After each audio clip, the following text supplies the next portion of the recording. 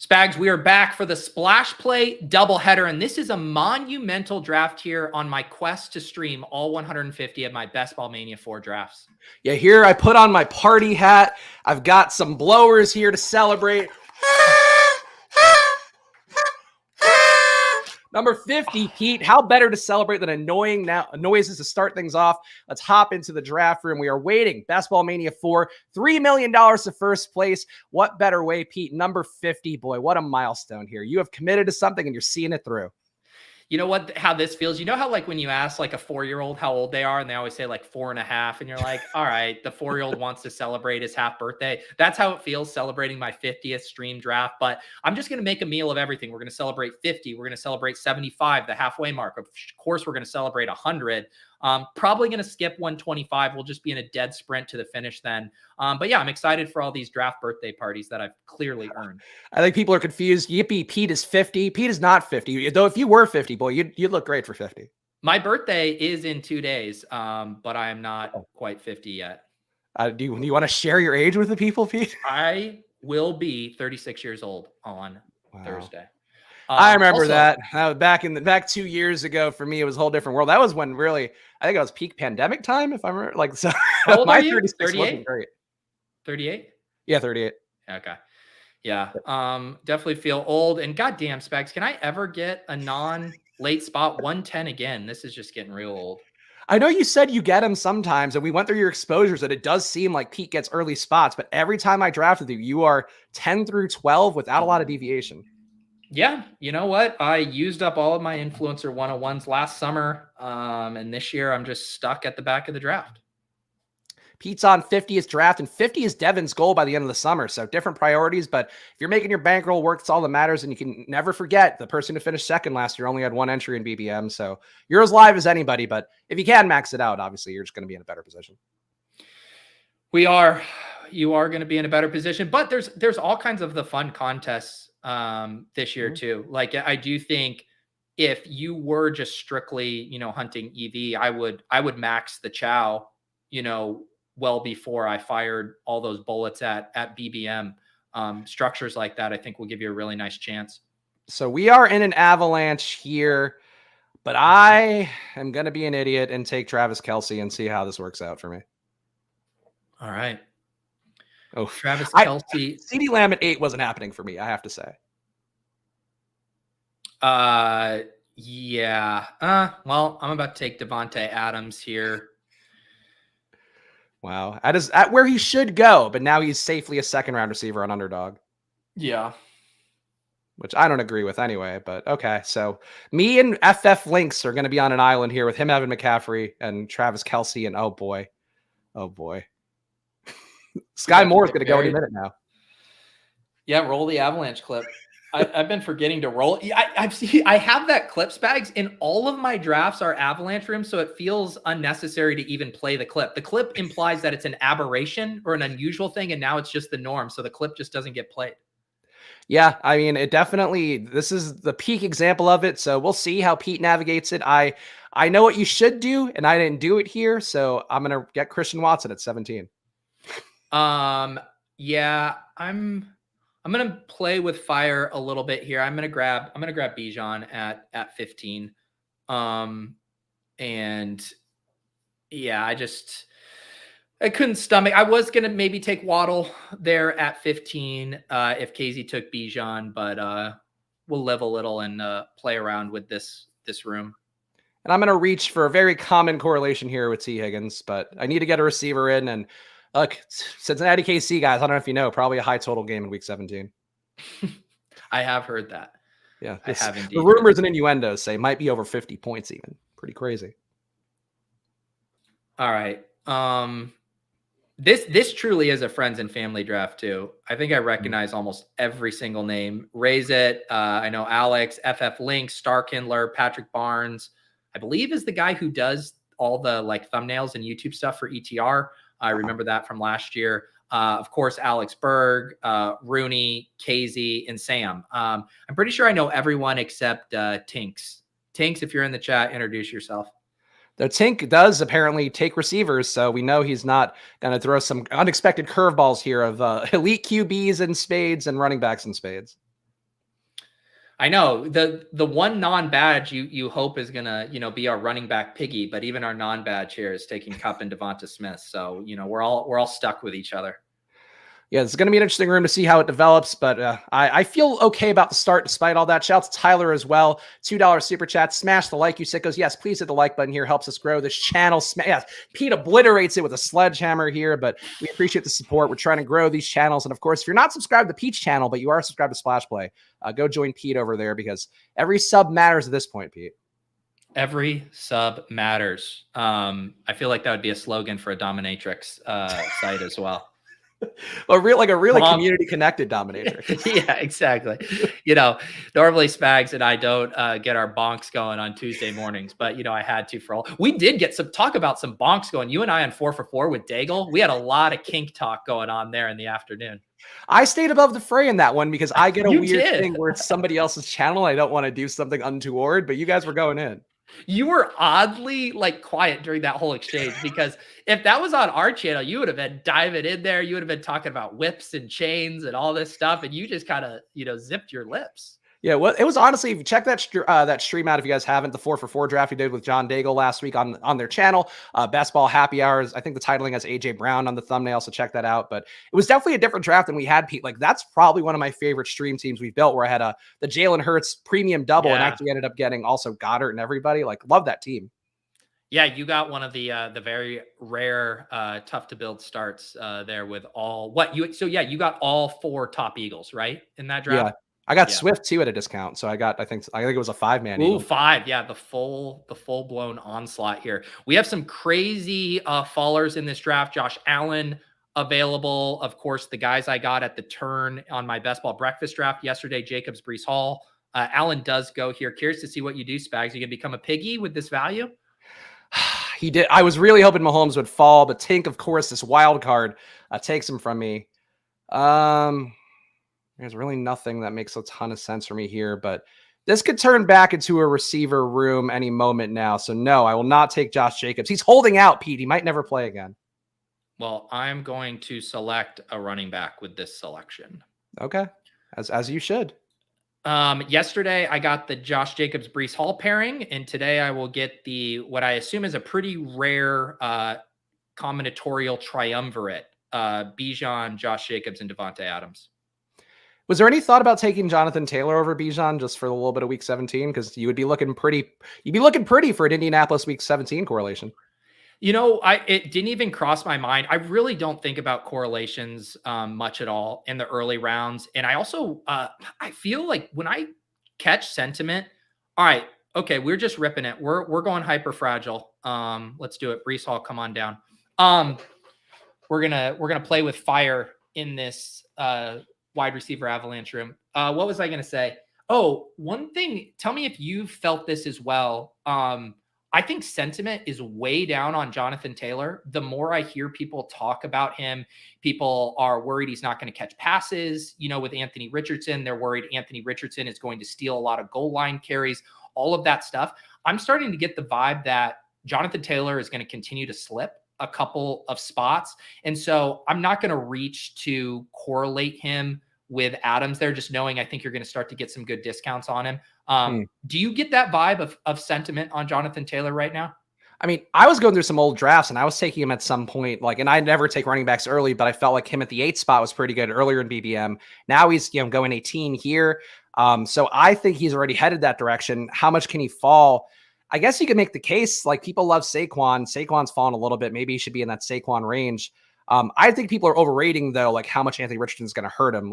If the offense runs a fractionally as good amount as Philly's offense run last year, Miles Sanders had a lot of work there, even though, Jalen Hurts obviously crushed. So I think it's a mistake, but I agree. I could see him going, maybe honestly behind Pollard if it really got bad.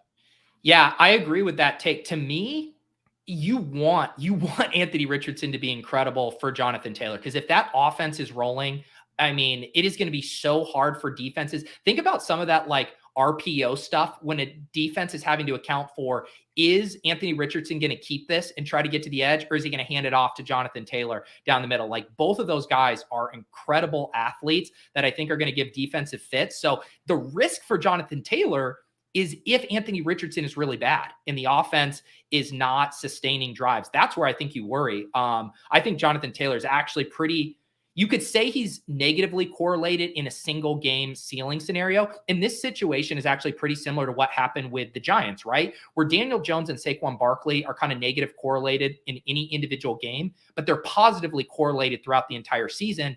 And in the same way, Pat kind of advanced last year to week 17, where you get the good Barkley game and then you get the big Daniel Jones game. I could see that happening with Richardson and Taylor, where you get the massive Taylor game one week, the massive Richardson game the other, and having those guys together, I think makes a ton of sense. Yeah, and I think too, Alex saying again, a thing that's been reported in the Athletics, I can get an RPO and run JT like crazy. That was the one thing. Apparently not been doing it as much with Minshew, but have been doing it already with Richardson. So even if AR didn't start initially, he could theoretically run some packages out there.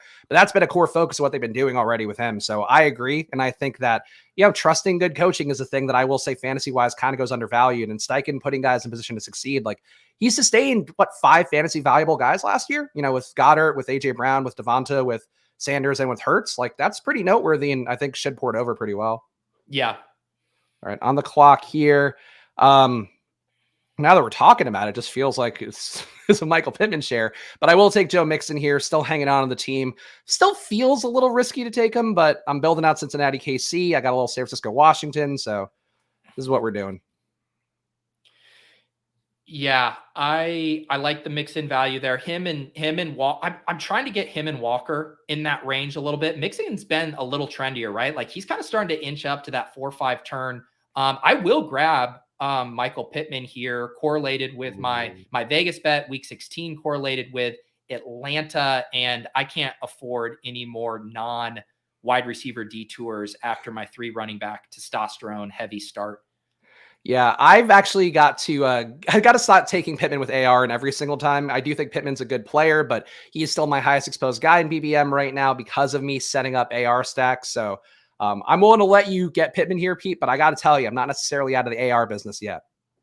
I'm glad you're warning me ahead of time. Now I just got to decide which wide receiver I want to take. A bunch of these guys who I like will obviously not be making it back to me. I have a ton of Lockett. I do think I'll just take Deontay Johnson to trigger you, though. I got to get my exposure up on Deontay Johnson, so you can continue to fight the Pickett, the wide receiver wars in the streets. Yeah, Pickens is now at 73.5, Deontay at 68. So that flipping has happened fully at this point. We do have some moderate value at running back. Seems like the value has gotten steamed out of the room. I am going to increase the bet here and reach a little for Kadarius Toney because I don't really love Tyler Lockett. I know everybody else does, but he is old and JSN's looking great. So, Pete, Lockett is a blind spot to me. If I had the brick caddy going this year, you'd probably see under 5% Lockett, if not under 3. Really? Yeah. Yeah. I love both Lockett and JSN, and my big fade is on Metcalf, and I just want to play Seattle through those cheaper wide receivers and Noah Fant to a lesser extent. But I'm very excited about that offense this year, and I want pieces of about all of it. I feel like one thing that got missed a little bit last year is how bad Geno was down the stretch. And I know this people are going to be like, oh, you still love Drew Lock. It's not necessarily that. But Geno ran so hot to start the year and is hitting throws that, like, honestly, he probably shouldn't have been making. And then as the year went on, he kind of stopped making as many of those throws because you have to run bad sometimes to run good. So I think that's one thing with Seattle where I just don't think they're going to be world beaters on offense this year. So to me, that means that a Lockett's a little bit less interesting, but I still think they'll find ways to get the ball to Metcalf and JSN. But like Lockett's old. Like, I don't know why people are willing to turn a blind eye to him being old when he's small and old. Yeah, I'm trying. That's why I have so much Mike Evans and Tyler Lockett, because I do think there's that age bias that creeps in. And I still want to make bets on guys who have been consistently good in the NFL, that have earned targets and had great fantasy seasons under a lot of different circumstances around different players. And, you can make this systemic risk argument for Mike Evans about, hey, I don't like this Bucs offense, but you can't make that argument for Lockett and the Seahawks. I think the Seahawks are going to be very good. They're going to be able to do whatever they want, basically, with the run game or the pass game. And I think Lockett's profile is still very fantasy friendly. I think he's going to get loose for a lot of big games. And I have no problem with Lockett. Yeah, I would say if you guys are in the fade Spags business, and I know people love Lockett, but I will say whenever I see universal praise for guys, and I have a little bit of like I don't know if I'm as confident in that being the case again. And I will point out Lockett too was good in the metrics I look at, 0.25 EPA per target, 16% passing DVOA. So like he was good. I'm not going to say that, but I do think that he and Deontay Johnson just stand out as like everybody's on them. That always feels like when the chalk fails to me. But that might be the DFS brain, Pete, that always has me panicked somewhere in my brain. I just think that's a bit of a straw man relative to, because like we're talking about, it's a very flat tier, I think, from like pick 35 at wide receiver all the way to where Rashad Bateman just went off the board here. And Lockett is on the back end of that super flat wide receiver tier. So I actually don't think that enthusiasm is like really reflected necessarily in his ADP, because his ADP remains in check. Like people aren't chasing Tyler Lockett up boards. He's just often the best pick in the range where he's going. And that's frustrating that Miles Sanders goes as a nice discount, and then the value kind of got bled out through Sanders and Pierce going. So I take DeAndre Swift at a modest discount, but probably not enough to deviate from receiver.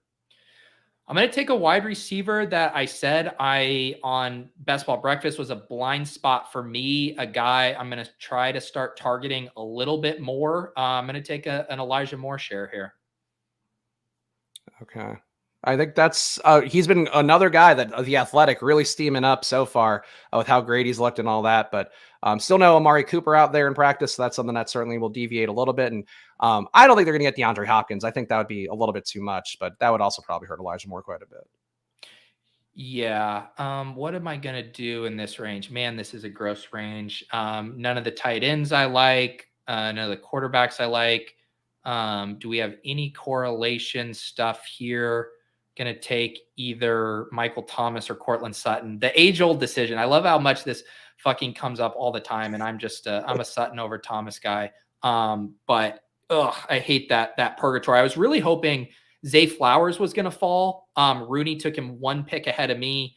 But the truth was, between like Zay, Elijah Moore, and Brandon Cooks, I was only ever getting one of those guys. Like Sam had the Deshaun Watson, Amari Cooper, so he was going to double tap Elijah Moore there. There was just no way that was coming back. And I have no issue taking Michael Thomas at any point. I still think he's a little bit undervalued. I think too, he's one of those guys come July when there's camp reports about him actually being healthy and out there and looking like his old self. I think that's when people will really start to smash him. So I'm willing to keep taking him in the 80s and 90s because I think he's going to get to I feel like Pete, if he had a really good July, and we account for the casual drafters, he's going ahead of like Dotson range, wouldn't you think? Michael Thomas? Who's this? Michael Thomas. I do agree. He is a guy that I think is going to be very susceptible to news impacting his ADP. Yeah. Because I think there's like a lag on all of these star players ADP, right? When they hold this name value recognition, that's what's keeping them up, even in the face of bad news.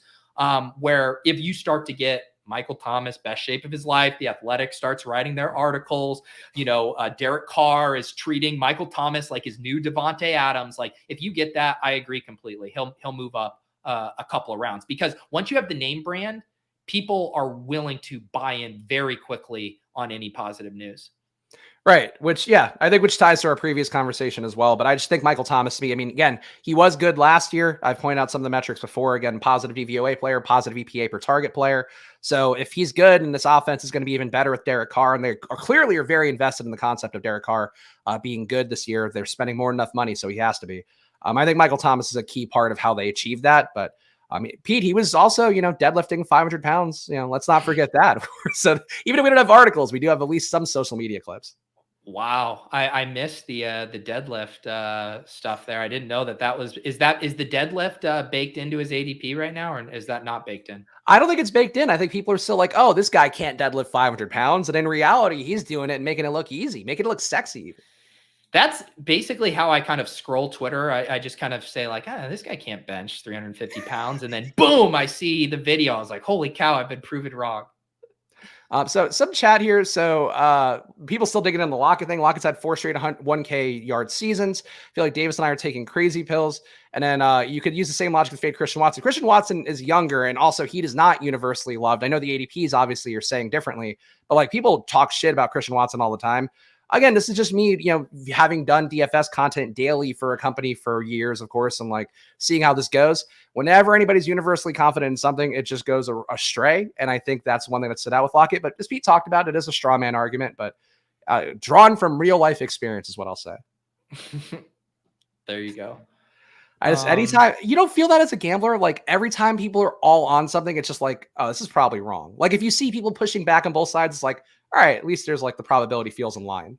No, but I think you're getting caught up in like the echo chamber side. There are people pushing back on it, and his drafters. His ADP has not budged. He has not been an ADP riser. You can go look at charts. There is a pushback to it, and it's how people are actually drafting. So that's why I just reject it. To me, it's like when a guy screams up draft boards and his ADP keeps rising, that's when everyone's on the same side of it. Okay, fair enough. We'll see. I think the summer is young, and based on the people I see talking about Lockett, I think that ADP will continue to come up, and I don't want to be holding the bag personally, but if he's at a discount, I'll take anybody. And of course, your player takes in the chat are as right as mine this time of year, so we will see how it goes. It's also, I think James is also missing a lot of this core stuff. Like, it's still game theory stuff. It's not quite like your season-long Friends League. Damn it, Rooney. Seriously, Freiermuth? Well, I was like, you know what? I'll let Sam get his double stack with Njoku, or whatever here. I was going to do Freiermuth, build out my double stack with Kenny Pickett and Deontay Johnson, but I'll take Njoku again. Elijah Moore and David Njoku. Sorry, Sam, denying you your nice little double stack there, but you got to blame Rooney there for taking Freiermuth. Sam is no stranger to an inconvenient sniping, I would say. I love Sam, does good work over at FTN, but we've been in the rooms with Sam enough where if Sam's building something, he doesn't let anybody get in the way. That's my observation for Sam's drafting style. All right, then suck it, Sam. No remorse. I don't feel bad at all for sniping you, but you guys might feel bad if you don't subscribe to this channel right now. We're on the march to 3K subs here on Splash Play. And of course, when we hit 3K and Pete's channel hits 15K, we'll put together a special Splash Play drunken episode that the people are always clamoring for to see us in our natural state, I guess. So we're always drunk when we're not on the air, but to see us get a little wild. And what are you going to get wild with here, Pete? Yeah, I am going to get wild. Sam actually sniped me right back because I was going to grab Daniel Jones and kind of build out some backdoor stacking options there. But I'm just going to take the ADP value. I have zero correlation set up here. We'll figure it out as we go. We're going to take Dak Prescott at pick 111. Okay, Dak. And I mean, Dak is a nice value here. I kind of wish I had reached for CeeDee Lamb a little bit just to get that value Dak. But Dak, people have really fallen out of love with over the course of this draft process. Yeah, they have. I mean, all the QBs going late here, but he was like firmly in the 80s at one point. All right, on the clock here, nothing that makes sense at QB yet. Do have a Philly running back, so that doesn't make sense for me. God, I hate Alvin Kamara. This feels like a spot to take Alvin Kamara, maybe. Ugh. I took my first share yesterday. Yeah, this is my first share, I think, of the entire draft process, and at 113, I guess you can't really argue it.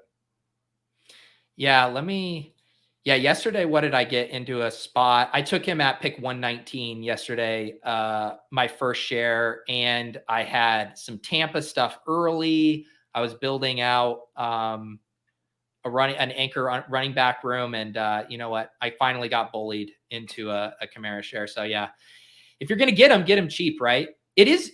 Have we gotten a legal update on it? I just haven't. It's been pretty quiet on the suspension front. I haven't seen anything. I just feel like for him, it's like, I know you're the same boat. I have so much Kendre Miller. I took Jamal Williams in that last draft because I just kind of need to get something that isn't Kendre Miller from there. But I think it's now at that point where I love Kendre so much that I have to take Alvin Kamara just because of how much I love Kendre. But I haven't seen anything about Alvin Kamara. I assume he hasn't been practicing because there's nothing on that front either. Yeah. We need to get some more updates on that because he's another guy like Michael Thomas, right? His ADP is going to move based on this news. Mm-hmm. If we get the suspension confirmed, I don't think the suspension is fully baked into his ADP. I think he will drop once he gets hit with the 6-game suspension, and Kendre Miller will move up, and so will Jamal Williams. But if for some reason he weaseled out of a suspension or it just gets punted again down the road, he will move up. Probably 2-3 rounds, like up into that like James Cook range, I would assume in drafts. Yeah, at the very least, Dalvin's range, I would think. But yeah, like the historical love for him, like you were talking about with Michael Thomas, is just so high that any good news would be like probably send him skyrocketing. Yeah. Raise it got some really nice value on Geno there. I mean, only 7 picks past ADP, but to get that stacked up with DK Metcalf there is pretty nice. The QB value is pretty abundant in this room. Tua going at the 101, AR going at 100. So people got some nice values here. It sucks because I kind of boxed myself into taking late QBs and I couldn't justify taking AR unstacked. But I think that this room is was very nice to have gotten one of the QBs in this range. You're going to have another option to take AR unstacked here. Well, no, because he's got win at 100. Oh, sorry. The real AR. The real AR. My apologies. Yes, of course, the real AR, who, by the way, belle of the ball in New York right now before this all turns to shit. Like, they're loving all his quips about Zach Wilson. Like, he's in the prime honeymoon stage of his time there. I mean, coming in after Zach Wilson is like probably the easiest gig of all time. I mean, the expectations are just so low. Man, I have nothing I really like here. I'm going to take Jonathan Mingo, not a guy I take often, but I feel pretty okay at running back for now. And I am mostly in the late QB business, I think, here. So Mingo for me. All right. Wide receivers just flying. I don't even think I was going to take both of the wide receivers who just went, Mingo or Dobbs. I will take Rondell Moore, a huge riser, but want to get my 6th wide receiver here before what I think is another cliff now a little bit. I like Alec Pierce in this range too, but other than that, it is dicey. And Nate's saying Kamara's trial starts 7:31. So doubt we get much news before then. So that's really suboptimal timing for a trial to be going on and then the fallout. But I guess in August would be when he would take the big move either direction then. Yeah. Wow. Am I going to get stuck with another AR share? I'm going to have to take Rodgers here. Because I don't think Sam or Casey are taking him as their 3rd QB. I have a big bet on Cleveland. I have Breece Hall.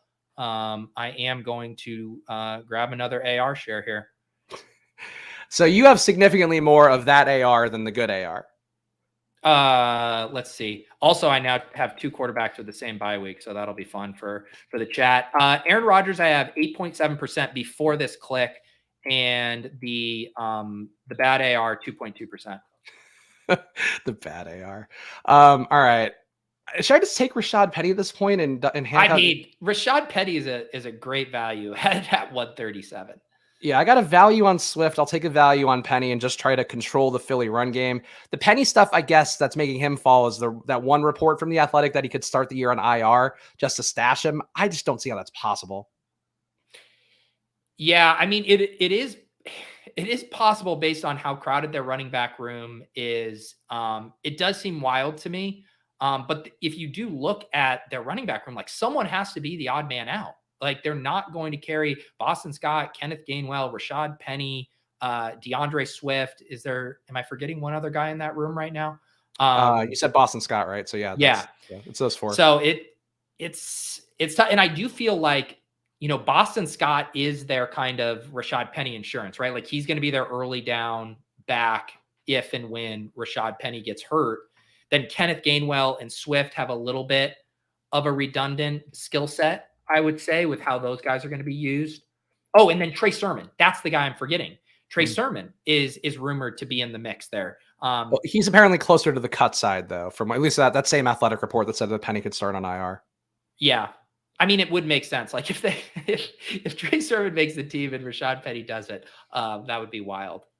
I mean, honestly, if Rashad Penny doesn't make this team, given how good he was before the injury last year, like he just may not have recovered enough. But it doesn't sound like that'll be the case based on anything he said. So I don't know, but it does feel risky. Like it feels like the rich man's James Robinson situation where there was a contract there, but it was so light that it felt like it could get away from him, that I worry about that with Penny. And I got so much value Penny that if he gets cut, I'll be so sad. Yeah. I will be sad as well. I really wanted to see him in the Eagles offense. I hope we get that. I mean, did you see that report? Oh, sorry, go ahead. No, I was just going to say, like, everyone always want to be like, he's made of glass, he's going to get hurt. Like, if you get 4 to 5 ceiling games, or even like 3 to 4 ceiling games from Penny in that offense, he can pay off a 12th round price tag. Yeah, I would agree. All right, I'm going to get another Irv Smith share here. Again, I got the Cincinnati KC bet with no QBs, but it's just not a time for me to take a QB yet. So, I mean, fuck. This team feels weird, but I feel like I don't have a lot I'm missing in terms of the draft capital spent. I am just going to dance around and draft a wide receiver that I like here. I'm going to grab Tyquan Thornton. Went real early in our last draft. He is screaming up boards. But I'm going to grab him as my 7th wide receiver here. Yeah, Tyquan been sitting out in the mini camp this week. Both he and Juju not going, so it's been Devontae Parker and Kendrick Bourne running with guys there. And also Gesicki, apparently. A lot of 2 tight end sets with Gesicki and Henry. So that's the Pats offensive report so far. But it's weird. You can't really grade that team yet or have any read until like you have Juju and Tyquan out there, because those guys, I think, are clearly important parts of what they're trying to do. I am going to get my 4th and probably final running back. No, I'm not going to do Algier Hancock with Bijan. I am not going to do that. The people would be after me. Let's see here. Do we do Stafford value? I could just grab another wide receiver, but I have some guys late. Yeah, let's just grab the Higbee value here. Tyler Higbee, 10 picks past ADP. No correlation with the Giants on this room, but didn't really like what else I was seeing on the board. This is a gross draft, Spags. I don't know if you're feeling better about your draft. I'm not enjoying this one. No, it's definitely not been as clean as I would normally like to see. And honestly, I'm just not getting player pockets that I necessarily in love with. This is a guy we talked about last stream, though. I'm going to reach for him here. Curtis Samuel. I do have a little bit of Terry McLaurin earlier, so I am planning on trying to do a Washington stack. But yeah, nothing really aligned in that early wide receiver run. I just feel like threw off the flow of the feng shui of the entire room. It really did. It really did. And now I'm also in this spot where probably going to have to, I think I can probably afford a 3rd QB in this build to avoid the 2. I think Dak at 111, Rodgers at 135. I think I've recovered at wide receiver okay, getting 2 of my favorite later targets in Rondale Moore and Tyquan Thornton. Continuing to push the hyper fragile build. I will get to 4 running backs, but I think I'll have an option for a guy I like there. I need to find some kind of stacking option. You're probably going to end up with a Dallas tight end with Dak. I still haven't really been messing with the running backs. On my Best Ball After Dark stream on Saturday, Chris G talked me into taking Malik Davis as my 4th running back in a hyper fragile build. I guess it would even make more sense to do that in a build like this, where I do want to build out more of a bet on Dallas. But right now, really weak correlation. No Detroit, nothing with Dallas. But I did this to myself, grabbing the ADP value. You could always take Jalen Tolbert late. I can't. You did make a rule binding yourself from it, but people don't care about stipulations like that. They want to see Jalen Tolbert. Do you know? I mean, the amount of integrity and trust I would lose if I ever selected Jalen Tolbert on stream again this year. I don't know how I would ever be able to show my face again. No, that one, he is redacted from my entire player pool. He's had some nice camp reports, running well with the second team. So they say. Thoughts on Pierre Strong? I mean, I think he looks better now that Robinson's out. The issue is apparently Ty Montgomery going to take some of that pass game work. So Pierre Strong, you're likely looking for him to compete with Ramondre for those touches, and I don't know that that's there. I think, though, Ramondre, I still think I've thought it all offseason. Like, Ramondre, I think, is getting overdrafted. The Montgomery stuff makes me really worry about that, because if he doesn't get the pass game work, and he wasn't that great at it last year, but it was volume, I think that could really upset what's perceived as Ramondre value. But I would say, Pete, Montgomery's a wide receiver on Underdog, I think. So I would still be willing to take Pierre Strong in the 18th round. I'm definitely more interested in Pierre Strong after that James Robinson thing, because that was a huge thing of, I do agree, Ty Montgomery is going to be involved. We just need to come to grips with that right away. In the same way Brandon Bolden was involved on the offense for years. Like, he's going to play some special teams, be in on some third downs. But I'm telling you, Pierce Strong is now one Ramondre Stevenson injury away from getting 15 touches a game on that offense. Like if they went down, you'd probably get a pretty split backfield between Pierce Strong and Ty Montgomery, and they'd probably bring up another third back from the practice squad or whatever. But Pierce Strong has some juice. The dude can take advantage of touches. The risk with Pierce Strong was him getting in the doghouse, making mistakes, because we had seen that happen previously as like a young player who wasn't fully dialed in. So I'm going to start mixing in. I think Pierce Strong now falls in that Ty Chandler, Dwayne McBride, where there's still some risk that they might not have a role, but the upside is starting to get very interesting. And if I have backdoor New England stacks, if I have Buffalo stuff, if I have zero RB builds, Pierce Strong is firmly on the radar. All right, I am taking my first QB here with Bryce Young, probably going to be a 3 QB build for me. Do you want to point out, let me just scroll to the right spot here. Ty Montgomery's never been a thing. He has like 3 years with over 20 receptions. It just doesn't matter with Bill Belichick usage, and he was going to be a thing last year before he got hurt. So I wouldn't file that way. Like, it's not the same situation. People make this mistake. We're not saying Ty Montgomery is going to be fantasy relevant. We're saying he is going to cap the fantasy relevance of other players by him getting his 7 to 8 touches. No one's running out to select Ty Montgomery. It's that once you get the 3-way split backfield, it can get very gross. I was going to take Jerome Ford building out that big bet. What do I want to do here? I did take Kenny Pickett to get my third quarterback stacked with Deontay Johnson. Probably just going to grab one of my, my typical one Miami back in every draft. We'll grab Raheem Mostert and enjoy that week 16 Miami Dallas correlation. How close do you actually think you are to taking one of the Miami backs in every single draft? I'm pretty close. I'm at over 20% Raheem Mostert. I'm at 15% Jeff Wilson, and I'm at 12% A-Chain. I will say it's probably more true. I am probably upwards 80% one Bear, one Dolphin, one Saint running back in every draft. Those 3 ambiguous backfields where they have 3 backs all going after pick 110 or whatever. It's really hard for me to leave a draft without one of those 9 guys. Yeah, I think I'm probably going to feel very similar to you. I think those are, let me check that out because I'm actually curious what my exposures are. But I agree, like those are the 3 best situations to target. They really line up well with the 0 RB pocket. I guess my concern is just now that you're saying that out loud and we are exactly in the same chain of thought, like how many 0 RB people are thinking exactly the same as we are in terms of that, that usage rate? Yeah, I mean, they line up very well right now for 0 RB. And again, going back to ADPs getting shuffled, that 0 RB range of the board is going to get shuffled. We are going to get reports on a Dolphin running back, on a Chicago running back, on a Saints running back. And one of those guys from those trios is going to shoot up into like the 8th or 9th round. The other guys are going to fall down a little bit there as well. So I do think we're going to get a mix up. And my whole thought is there's a ton of value here in whoever the lead back is. And I don't even think you have to guess 1 out of the 3 correctly. I think 2 of these guys in all 3 of those backfields are going to deliver fantasy value at cost. So I almost feel like you have a 2 and 3 shot of getting it right with there being an odd man out with the 3rd running back, most likely. But I just have a really hard time making a case against really being overweight those backfields where the reward is just so big.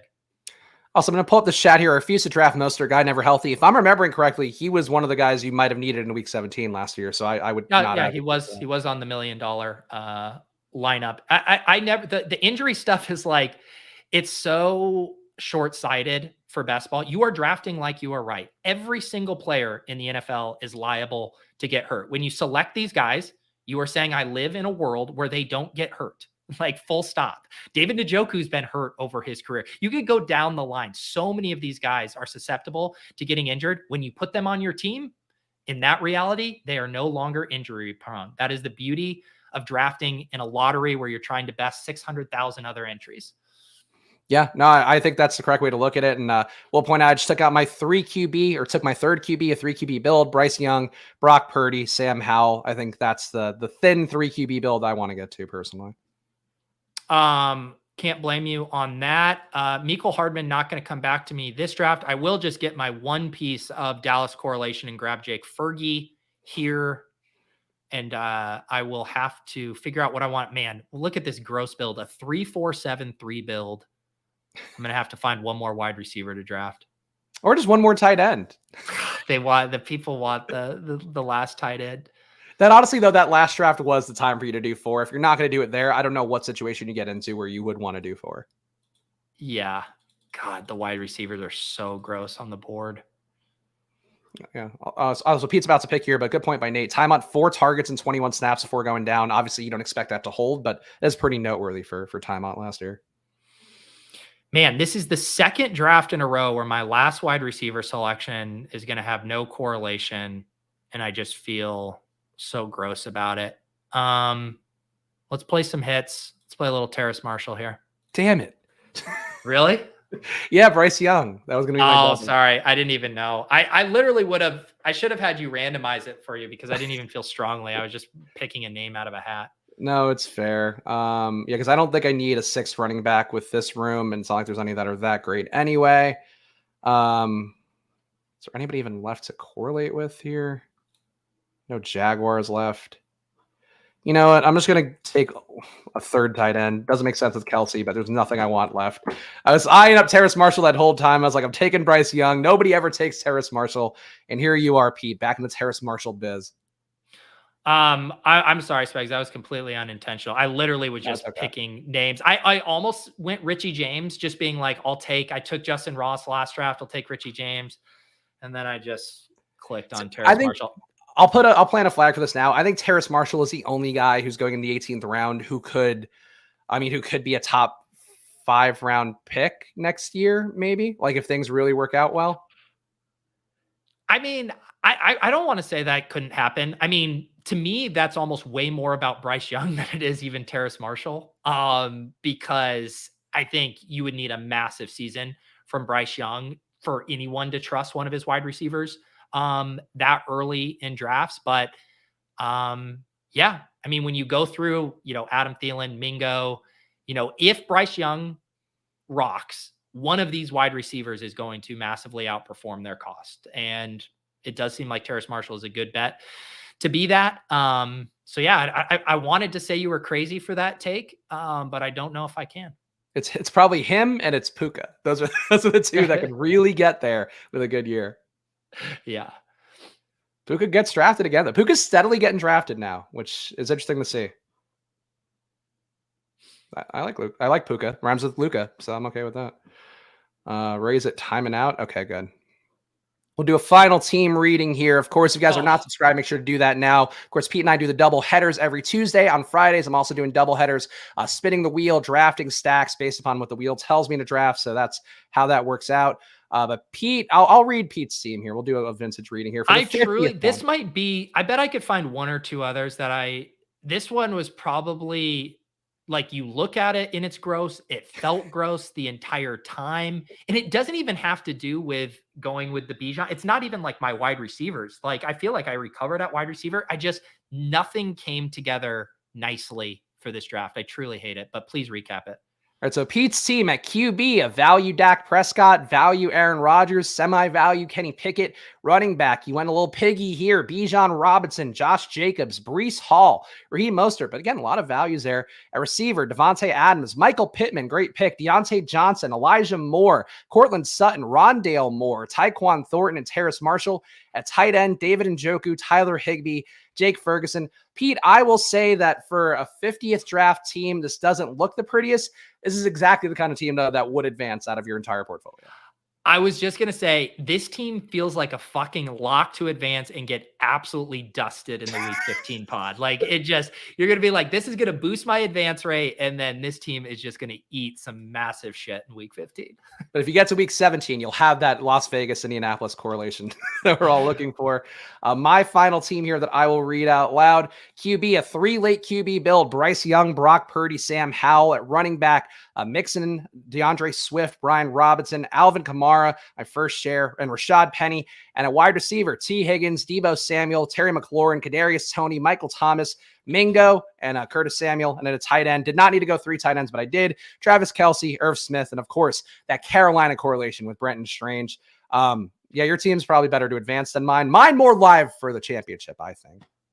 Which is, in fact, the goal, getting my money back with this team. Although, like I said, once I have to hang out my dirty laundry, my advance rates on 150 stream drafts, I will appreciate this boost in advance rate.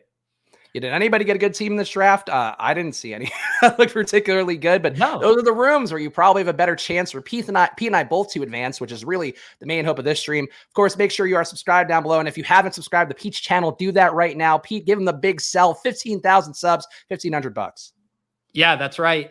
3 winners will be drawn. And every time you leave a comment on any of my draft streams, regardless of where those streams are, my channel, the Splash Play channel, Ship Chasing, Fantasy Life, wherever I do a Best Ball Mania stream, that stream is eligible for the giveaway.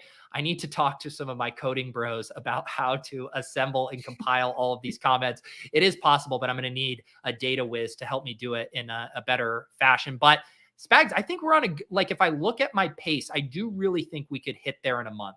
Fantasy enthusiasm picking up, been adding, I don't know, 150 to 200 a week right now. So I do really think we could get there here in a month. And also to get our drinking stream, which we have promised once Splash Play as well hits 2K subs, you and I will crack the 3K subs. Otherwise, we already committed. So 3K. 3K. Subs. Oh yeah, I'm not committing at 2K. Sorry. No, 3K subs here on Splash Play. So of course, I'll flash the neon lights one more time, guys. Subscribe down below. Again, leave a comment here. Every comment on this video counts as an entry in Pete's 150 entries. You can have one comment on each video to be the way to do that. But support Pete. Of course, he is working as hard as anybody out there, sacrificing EV as many of us are. Any other plugs you want? I know you did them on the last stream, but who knows? We might have non-overlapping. No, I'll be over at Fantasy Life today, 3:30 in the Discord. If you want to hop in and chat in there during my office hours. And then today on the club, we are doing a cardio club draft. It will be my 51st entry, and I will be heavily sweating and panting while drafting a team with Andy and Clay. And my friend Mike Zakarian from Team Hold has graciously decided to guest host, so I don't have to do everything at the same time. There you go. So follow me at Chris Spags. Follow Pete at Peter Overzet. Of course, follow this show at Splash Play Pod to know whenever we go live. I'll be back on Friday doing the Spag Stacks, where I'll spin the wheel, draft a team based on at random, based on what the wheel gives me. But here's to 50, Pete. Here's to 100 more. Can't wait to see what you do. Can't wait to see the shitty teams you put out there. Yes, I can't. It'll be tough to draft a shittier team than the one I just drafted. Yeah, really both of us here, but that's what it's all about, guys. Again, Best Ball Mania 4, go play for yourself, $3 million. And don't forget to consult the gambling information, of course, if you need to. But if you don't need it, use the promo code SPLASH, double your deposit. We'll be back with you guys again soon. Enjoy your weeks. Good luck. Bye.